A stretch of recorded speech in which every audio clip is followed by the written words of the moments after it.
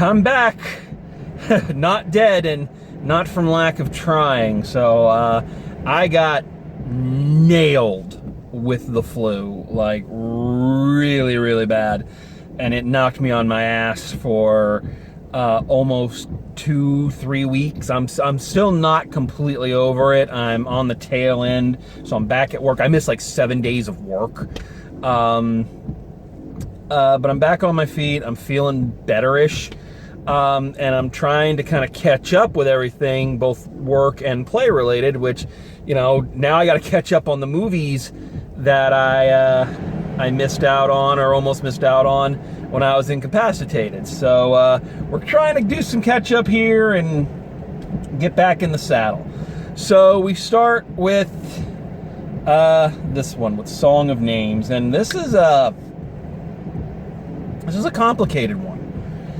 It's a complicated film, and it's a complicated one to talk about. So I'm going to do my best here. So first of all, let's talk about the story,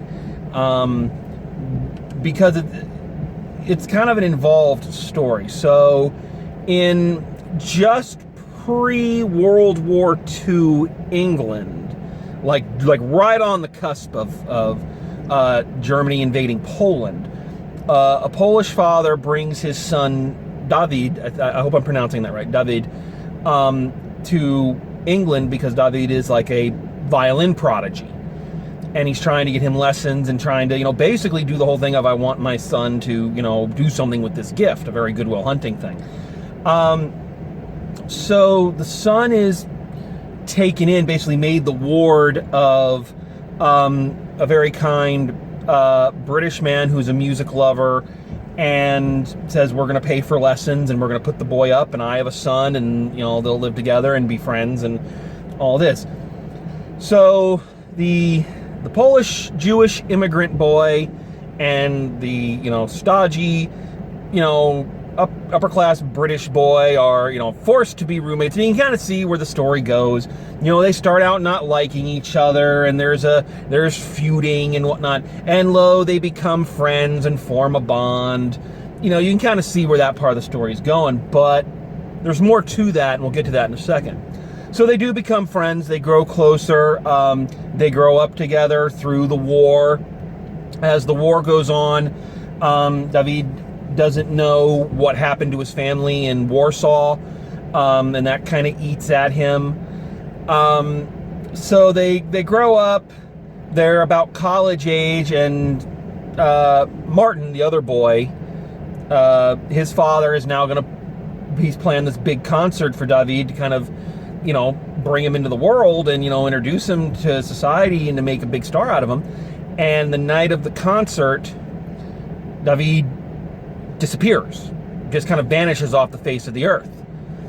So now flash forward again to about the 80s or whatnot, and Martin, now played by Tim Roth, is kind of trying to find his long lost, foster brother, stepbrother, whatever you want to call him. So right away, what you kind of see is there's a lot going on in this movie. There is, the story is multi-layered. There's a lot happening as you kind of move through time. And this is one of those movies where it takes place kind of all jumbled up. We start in the present, we go back all the way to the past. Actually, no, we start like at the concert, we go all the way to the past, to the present. So it's bouncing all over the place, and kind of each section of time is dedicated to exploring some facet of the boys and their relationship. What I really like about this movie is that it really reminds me of a piece of music. It's about a musician, and it kind of reminds me of a piece of music in that there's a lot going on all at once. Different instruments are playing at different times, and if you were to just hear one beat, it would be enough, but when you hear it all together, it makes a really fascinating scene. For instance, looking at the scenes of David and Martin as young men, These are there to show them, of course, growing up and the bond that they form. Every time they show them in the past, it's there to kind of reinforce the bond that they have, but there's other things going on aside from just showing how strong their bond is. It's showing David is slipping a bit mentally and emotionally. You know, he's acting out in bizarre ways, and Martin is always the one kind of pulling him back. So you're getting almost 2 or 3 different stories at the same time within the same scene, and I really think that's well-crafted writing, directing, and acting going on there. The acting is pretty top-notch in this, especially when you consider it's one of those films where you have 3 sets of actors playing the same characters throughout, you know, time. So they all have to carry a certain amount of the weight. Nobody really gets to see the character through to the end. They have to just play the little bit that they get, and that's a difficult thing to do. And all 3 sets of actors do a magnificent job. Of course, Tim Roth is just one of my favorite working actors. He has a very, very unique energy and screen presence. It's one that I can't really describe. You're used to seeing him, because he's British, you're used to seeing him play villains, of course. But here, he's playing the nice guy. You know, the good brother, more or less. And you really feel the sympathy for him. Clive Owen does a pretty good job as David. He has a really hard job, because by the time Clive Owen takes over the part, when he's, you know, spoiler alert, there's going to be some spoilers in this, and I'm sorry for that, but you kind of, you need to talk about the spoilers to talk about the movie, and 2, I kind of want to talk about the spoilers because they're part of what makes the movie really fascinating. When we finally meet David, he's kind of at the tail end of the journey that he went on that night, and he's become a completely different person, and that person is complicated. That's the best way to put it.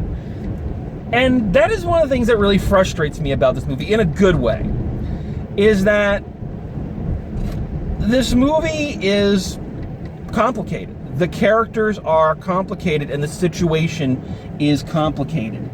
There is no magic wrap-up for the characters in this film. There is no everything's going to be okay wand that you touch, and all of the issues and all the problems and the distance that the characters have traveled since the last time they saw each other is suddenly all gone.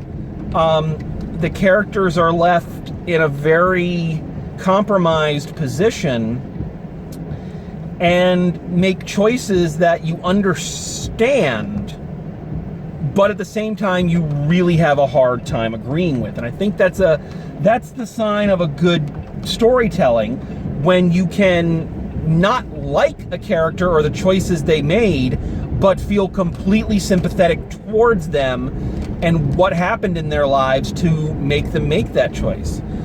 Okay? When you find out, I'm going to talk about it here in a second, when you find out what happened to David that night, when you find out what set him off, it is totally understandable why he became the way he became and why he made the life choices that he made. So you understand. But by that same token, there is that part of you that is like, look, I get that you had a hard time. I'm going to turn this light on. I didn't expect it to get so dark. I get that you had a hard time. I get that you were delivered a huge shock. I get it, and I understand as an audience member and as a human being. But you couldn't have bothered to pick up the motherfucking phone in all those 20, 30 goddamn years and say to the person who loved you as a brother and the family that took you in, raised you, provided for you, bought you an extraordinarily expensive rare violin, saved your fucking life. Let's not discount that.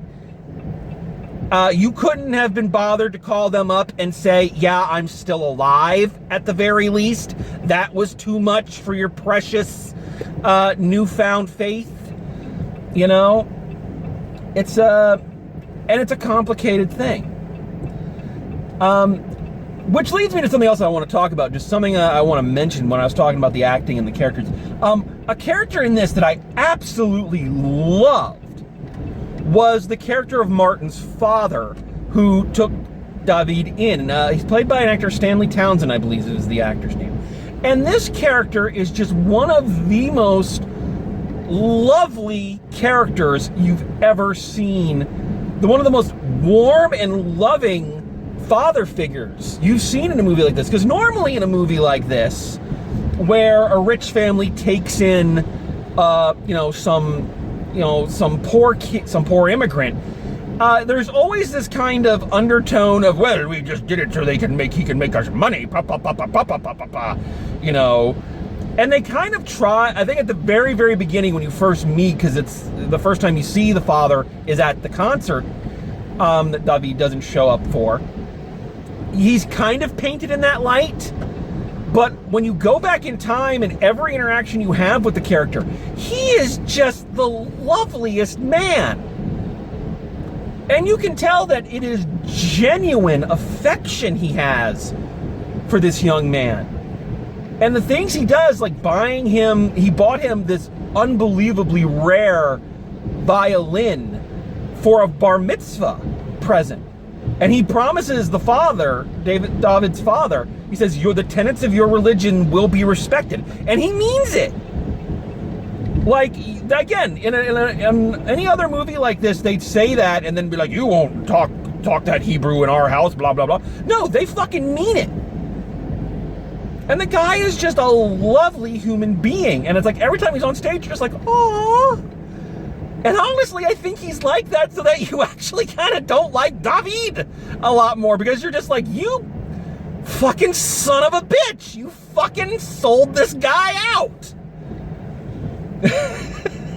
But I really loved that character. And so that character really stood out to me. So I just had to talk about him for a second.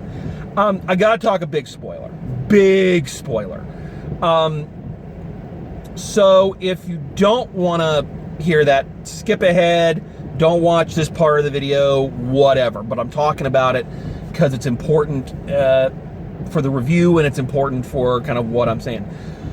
So when you finally find out what happened to David that night, it is a gut punch. You knew it was going to be, but it was more of a gut punch than I was really expecting. So here's the long and short of it, is that through a weird series of events, he gets on the wrong bus and he accidentally ends up downtown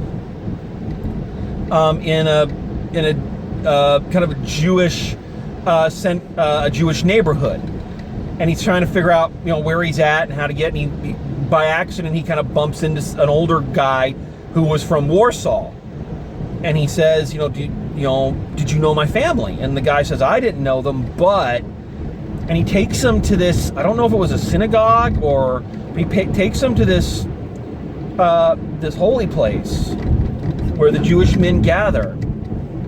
And the only way I can describe this is by kind of explaining the name of the movie. So the name of the movie, Song of Names, what it refers to in this context is that the rabbis in Poland, according to this story,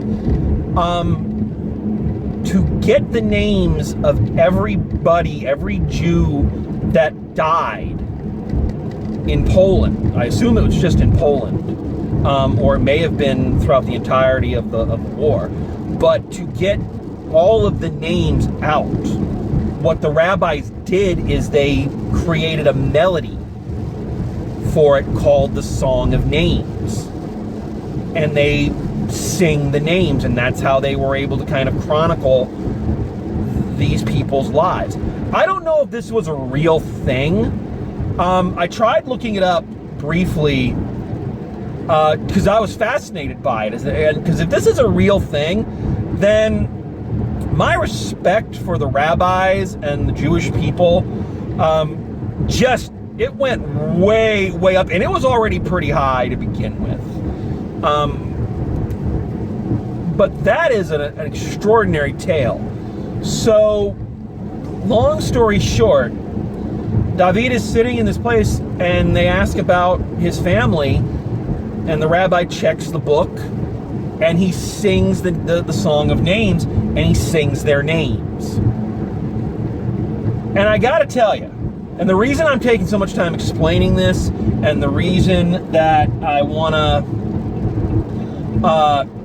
cover this for the review, and why I'm willing to risk spoilers, is because this moment is one of the most emotionally heart-wrenching scenes I have witnessed in a long ass time. I can't think of another thing that I've seen that is so raw in that moment. And like every other piece, every other scene in the film, it's multi-layered. Because on the one hand, your heart is completely with David as he is, hearing the confirmation of what he'd feared all these years, and he's hearing it, and you see him break down. This is a guy who previously had renounced his faith and was all kind of self-destructive, and you see, I don't think this is proper terminology, but you literally see him be born again. You see his faith and everything returning in the heartbreak that he's feeling.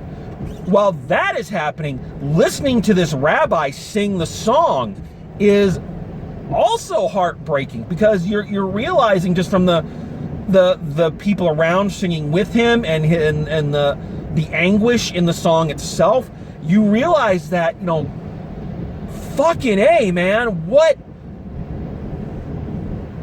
the weight of destruction just lands on you, and you're just like, fuck, what these guys did to get these folks' names out. And it doesn't, and just saying that, all they got was the person's name, it doesn't sound like much, but it is, and you realize it, and you feel it in that moment, that it's like, it's everything. They're not forgotten. Their name is still out there and alive. So it is a powerful, powerful scene. And one that I am not ashamed to say, manly as I am, that I was weeping. It was a powerful gut punch of emotion. And again, this goes to the film's kind of overall thesis, that you understand what changed in him, in David, in that moment, and why he kind of went on the journey he went on. But again, you don't understand why he couldn't tell his brother about it, why he couldn't tell Tim Roth about it. The music in this is exquisite. I love violin music, first off. I'm a huge violin music fan, love it. I just think it's the most beautiful music in the world. And the music in this is phenomenal. I don't know how many of the actors who played the violinists actually played, but if not, they mimicked better than I mimicked the flute that one time I had to play a flautist. There's this amazing scene in a bomb shelter during the air raid, where David is like, he sees this other Polish immigrant violin prodigy that he's been kind of having a tussle with, and they're at far ends of the bomb shelter, and they take out their violin, and they have like a violin duel. It's fucking amazing. And to think, man, to be that damn talented. I am so unmusically inclined We just started musical rehearsals for my new show, and it's like, I'm the director, but it's like, I only stop in for the musical rehearsals because, like, what am I going to say? That's good. So I'm praising this movie a lot, and there's a lot of good stuff going on here. But I gotta say, there's something about it that's holding me back from fully endorsing it. I think it is, I hate to say it, but one of its strengths may be one of its weaknesses is that kind of unhappy ending or uncertain ending or that kind of nihilistic ending. You really leave the theater not knowing how to feel, and that's very confusing, especially when you've been sick and it's the first movie you've kind of had the energy to go see and you're already kind of out of it, so now you're emotionally out of it too. You're like, fuck. I also just don't think that while all the performances were good, it wasn't like there was a performance or a line or a moment that really knocked me on my ass or made me sit up and go, wow, that was a great line, or that was a amazing monologue or something like that. There was nothing in it that grabbed me. It's long, and it takes its time. Normally I would complain about the pacing, but honestly the pacing didn't bother me. It's very methodical and slow paced, but for some reason it did not bother me in this instance. Normally it would. I'd be sitting there going, it's dragging. But for some reason this time it didn't do that. So yeah, I think that may be all there is to cover with this one. I'm thinking of what can I say that isn't just a retread of what I've already covered, and I don't think there's much. So let's just wrap this up. That's when it's time to wrap up. So final grade for A Song of Names. I'm gonna go a B+ with this one. I liked it. It shows really creative and unique filmmaking in terms of, again, the writing, directing, acting, the way scenes are layered, the way characters are layered, showing the messiness of human relationships, and personal redemption sometimes comes at a very personal price. So a lot of good stuff going on here. However, I'm being honest with myself. I think this may be one of those films, despite everything I've said, this may be one of those films that by, December of this year, when I'm looking back at the list of movies I've seen, trying to compile a top 10 list, it's going to be one of those ones I'm probably going to have to think about to try to remember what I saw. That's just a prediction. I don't know how true that is. Still, I think this is a good movie and something very unique, which that in of itself is an endorsement to go see it. So there you have it. That's Song of Names. So it's good to be back. I got a long road ahead of me, not just in terms of work. I got a lot I got to do to catch up, but I've also got a lot of movies I want to try to see before everything gets too crazy. So as always, thank you for coming along with me on this crazy journey. And again, as always, drive safe, and I'll see you at the movies.